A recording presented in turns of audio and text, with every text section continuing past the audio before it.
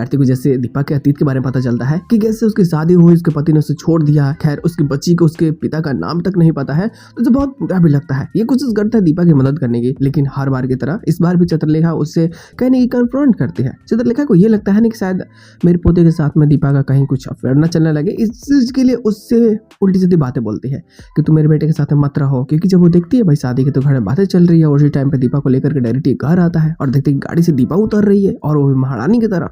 तो इसे बहुत बुरा लगता है। हालांकि कहीं ना कहीं देखो कार्तिक शादी नहीं करना चाहता, ठीक है, लेकिन बार बार उसकी दादी जो ये फोर्स कर रही होती है और सारी सच्चाई अंशिका को बता ही नहीं रही होती है, क्योंकि अंशिका को ये पहले ही बोल दिया था कि भाई अब जाकर के बता दो, मैं उसे अपना दोस्त मानता हूँ, मैं उसे शादी नहीं कर सकता, बट दादी ये बता ही नहीं। और इसे लगता है कि शायद दादी बता चुकी है, एंड मोमेंट में शायद शादी कैंसिल हो जाएगी, लेकिन यहाँ दादी तो खेल चुकी होती है। हालांकि दीपा के अतीत को जानने के बाद उसे बहुत बुरा भी लगता है, वो कहीं ना कहीं ना उसकी मदद करना चाहता है। वैसे दीपा को भी लगता है कि शायद उसे यहाँ से चले जाना चाहिए, क्योंकि अगर ये ज़्यादा समय तक यहाँ रही तो आगे कुछ भी हो सकता है। वो कहता है ना कि भाई प्यार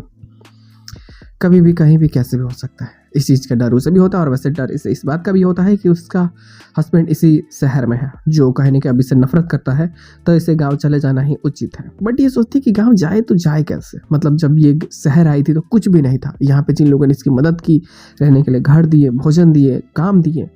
उन लोगों को छोड़ करके जाना उचित बिल्कुल नहीं। वो लोग इतने प्यार करते हैं इससे, तो ये ना यहाँ रुक जाती है। कुछ टाइम में अंशिका का बर्थडे भी है और सारी चीज़ें काम करने का न्योता इसे ही मिल जाता है कि तुम्हें ही करना है। ये बहुत खुश भी होती है, लेकिन जब भी देखती है कि इसकी बेटी कहीं ना कहीं कार्तिक की तरफ झुकाव महसूस कर रही है और कहीं ना कहीं उसे लगता है कि शायद कार्तिक बहुत अच्छा इंसान है, तो ये तो जानती है ना कि कार्तिक ने ही इसके पिता की हत्या की थी, मतलब नहीं की थी, वो एक्सीडेंट हो गया था गाड़ी का,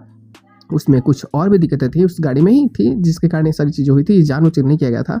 लेकिन फिर भी इसे ये सारी सच्चाई नहीं पता होती, इससे लगता है कि शायद कार्तिक ने इसके पिता को मारा है, अगर इसकी बेटी उसके करीब जाएगी तो कुछ भी हो सकता है, तो जिस कारण ये डर रही होती है। और बस यही कारण होता है कि कार्तिक से दूरियां बढ़ाती है, लेकिन कार्तिक की तरफ में उसकी बेटी का झुकाव इतना ज़्यादा होता है कि वो उससे ही अपने पिता जैसा मानने लगती है और उसके साथ में रहने लगती है। हालांकि कार्तिक को भी वो बोल चुके होते हैं कि आप मेरे पापा को खोज दे, ये भी वादा कर चुका होता है कि ठीक है मैं तुम्हारे पापा खोज दूंगा, तुम चिंता बिल्कुल मत करो। और बस यही सारी चीज़ें स्टोरी को कॉम्प्लिकेटेड ही बनाती है। देखना बेहतरीन होगा क्या क्या जा करके ये सारे प्लॉट्स हमें कैसे देखने को मिलते हैं स्टोरी लाइन में और क्या नई चीज़ें देखने को मिलती है। वैसे तो जो ये बर्थडे है, इस बर्थडे में क्या बवाल होगा, ये भी काफ़ी मज़ेदार और काफ़ी बेहतरीन भी होगी।